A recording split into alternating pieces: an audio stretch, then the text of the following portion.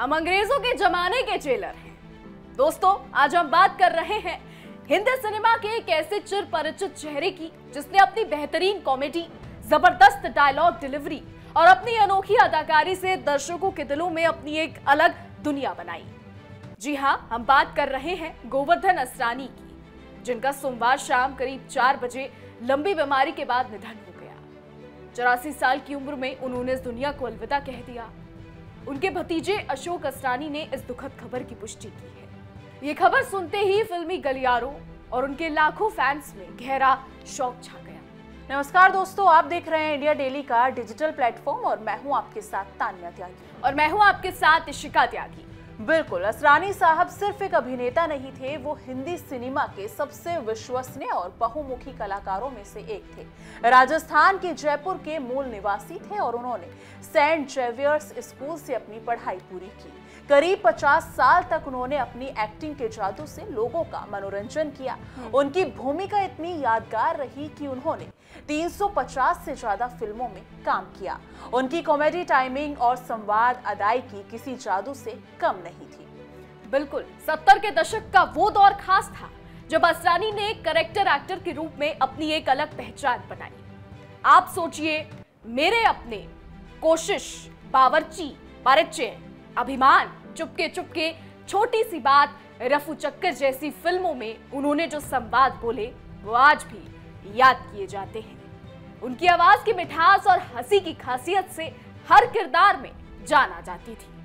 और फिर आया 1975 का वो साल जिसने उनके करियर का स्वर्णिम युग शुरू कर दिया। हाँ, हम बात कर रहे हैं शोले की, जिसने उन्हें बॉलीवुड में एक अलग ही मुकाम दिया। जेलर का उनका किरदार आज भी फिल्मों की सबसे यादगार भूमिकाओं में गिना जाता है। उनकी वो लाइन, हम अंग्रेजों के जमाने के जेलर हैं, सुनते ही लोग हंसी रोक नहीं पाते थे। जेलर के दौर पर उन्होंने न सिर्फ कॉमेडी बल्कि सख्ती और मजाक का एक ऐसा मेल बनाया जो हर किसी के दिल को छू गया। अमिताभ बच्चन और धर्मेंद्र जैसे दिग्गजों के साथ काम करते हुए भी असरानी ने अपनी अलग छवि बनाई। बिल्कुल, असरानी के साथ काम करना हर किसी के लिए सौभाग्य की बात होती थी, क्योंकि उनकी एक्टिंग में एक जादू था। उन्होंने शोर, रास्ते का पत्थर, बावर्ची, सीता और गीता जैसी फिल्मों में भी अपनी कला का जादू बिखेरा। ये कहना गलत नहीं होगा कि जो भी फिल्मों में असरानी जी काम करते थे, उनकी वजह से फिल्म की एक खास पहचान बनती थी।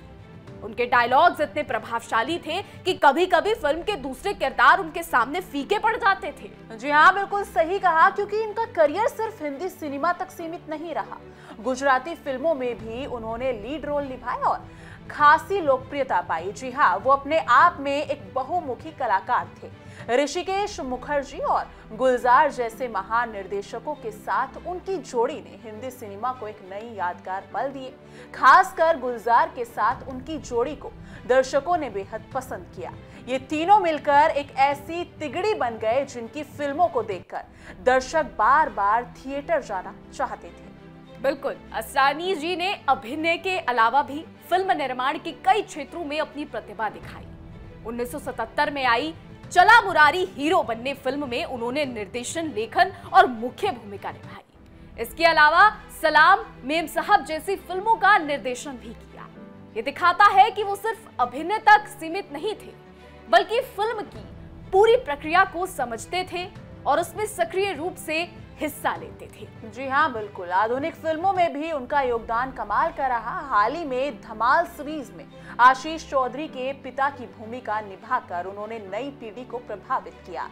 ये साबित करता है कि समय चाहे कितना भी बदल जाए, असरानी जी का अभिनय हर दौर में प्रासंगिक और दर्शकों के दिल के करीब रहता है। बिल्कुल, असरानी जी के डायलॉग्स आज भी लोगों को उतना ही हंसाते हैं। हमारी जेल में सुरंग, ये डायलॉग आपको याद होगा। ये डायलॉग भी फिल्म शोले का है। ये डायलॉग जब आया तब लोगों के चेहरे पर मुस्कुराहट आ गई।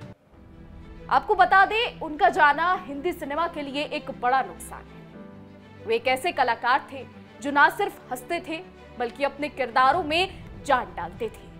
उनकी यादें, उनकी आवाज, उनका वो मजाकिया अंदाज हर किसी के दिल में बस गया है। आज जब हम उनकी फिल्में देखते हैं तो लगता है कि वो आज भी हमारे बीच हैं। उनके संवाद जैसे मैं तो कहता हूं, क्या मजाक कर रहे हो? और वो खास अंदाज में जो उन्होंने हर रोल में लगाया, हम सबको खूब याद आएगा।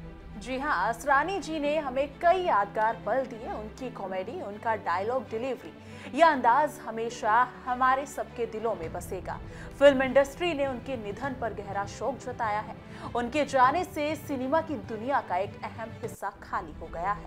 उनके चाहने वाले फिल्म मेकर्स और कलाकार उनके योगदान को कभी नहीं भूलेंगे। बिल्कुल, आज हम गोवर्धन असरानी को याद करते हुए उनकी जिंदगी के उन रंगीन पलों को भी याद कर रहे हैं जिन्होंने हिंदी सिनेमा को एक नया आयाम दिया।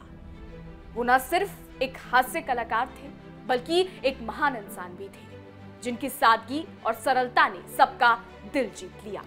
जी हाँ, उनकी विरासत आज भी जीवित है। उनके अभिनय की मिठास, उनकी खास कॉमेडी टाइमिंग और उनके डायलॉग जो शोले से लेकर धमाल तक के सफर में हमें हंसाते और रुलाते रहे, हमेशा याद किए जाएंगे। हम उनकी आत्मा की शांति के लिए प्रार्थना करते हैं और उनके परिवार के साथ गहरा दुख व्यक्त करते हैं। बिल्कुल, तो दोस्तों, आज हमने आपको बताई असरानी जी की कहानी और हम आपको ये भी बताना चाहते हैं हिंदी सिनेमा के उस मुस्कुराते सितारे को जिसने हमें हंसना सिखाया और जिनके डायलॉग्स आज भी हम सब के होठों पर रहते हैं। गोवर्धन असरानी की कमी हम सभी को महसूस होगी, लेकिन उनकी यादें, उनके किरदार और उनकी प्रतिभा हमेशा हमारे दिलों में जिंदा रहेगी। बिल्कुल, उनके बिना सिनेमा की दुनिया अधूरी सी लगती है।